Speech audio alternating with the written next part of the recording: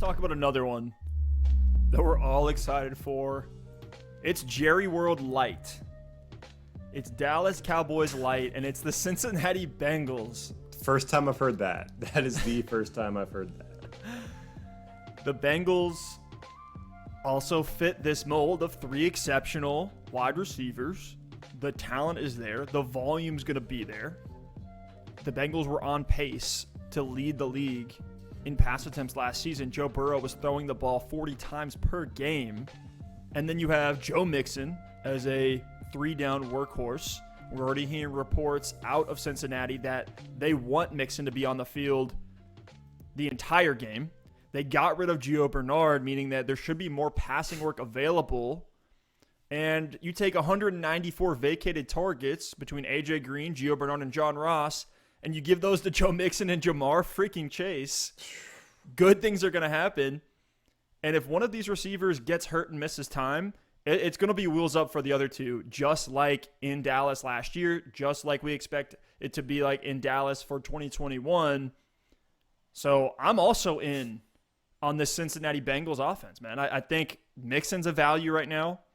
I think Jamar Chase, the hype train, is propelling him up these drafts, but Tyler Boyd, phenomenal value. T. Higgins is a guy that a lot of folks are leaving for dead, who had an exceptional rookie season, should continue to ascend, and should be able to see over 100 targets, because that's what he had even in his first season in the NFL.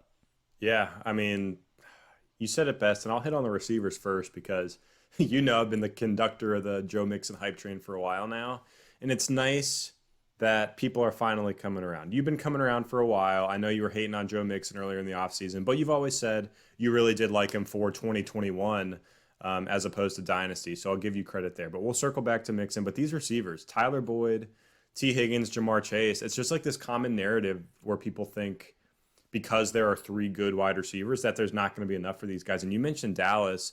Dallas last year, those three guys, Cooper, Gallup, and Lamb had 130, 111, and 105 targets in 16 games. I statted out the Bengals already for 2021, and I have Jamar Chase at 121 targets, Tyler Boyd at exactly 121 targets, and T. Higgins at 127 targets. So I have this as almost an even split across the board. I do have Jamar Chase, T. Higgins with more yards, with more touchdowns, Tyler Boyd more of an underneath high catch rate type of option, but it can be done. Joe Burrow can support three wide receivers with a ton of volume. And it's not just Dallas. It's not just like this one team outlier. You look at Carolina last year, and the Carolina Panthers with Teddy Bridgewater at quarterback, not a crazy amount of pass attempts.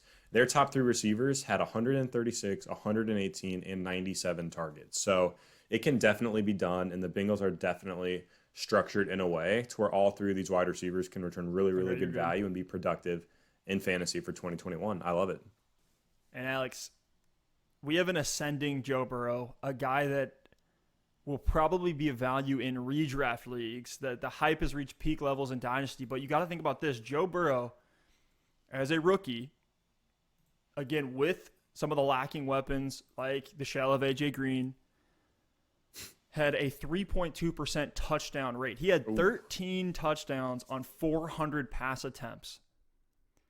That was 28th in the league. That was behind Drew Lock. That was behind Nick Mullins last year. I expect regression in the best way possible for Joe Burrow from an efficiency standpoint, from a touchdown passing standpoint. And that's one of the reasons why this team brought Jamar Chase in. So I love that as another reason why we need to invest in this offense. Yeah, absolutely. And we see that from rookie quarterbacks sometimes. Kyler as a rookie, 3.7% touchdown rate. With some new weapons there in Arizona last year, was able to get that up to a 4.7% touchdown rate, which is just phenomenal. And that 1% doesn't seem like a lot. But if that's a couple extra touchdowns on the course of the season, that can really make a difference in fantasy football. So I do expect Joe Burrow to take that step forward with the weapons that he got in not only Jamar Chase, but an ascending T. Higgins and a Tyler Boyd, who's a really, really solid piece that's been there for a while. But, Steph, I want to talk about Joe Mixon really quickly before we move off of the Bengals.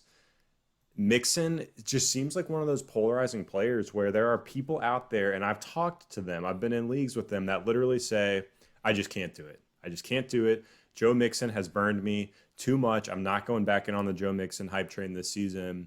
I'm like, what do you mean burned you? Joe Mixon, after an RB10 season, after an RB13 season, was the RB9 last year before he went down to injury.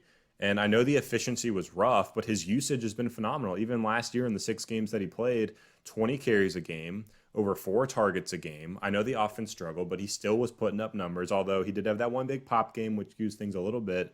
But if you look at Joe Mixon for 2021, his situation only gets better from these good fantasy football seasons he's had when on the field in the last 3 years. You look at 2021, he now has Jamar Chase on the offense, which should elevate Joe Burrow, which should elevate the scoring opportunities that he has on the field. Longer drives. You look at longer drives. You look at Giovanni Bernard being gone.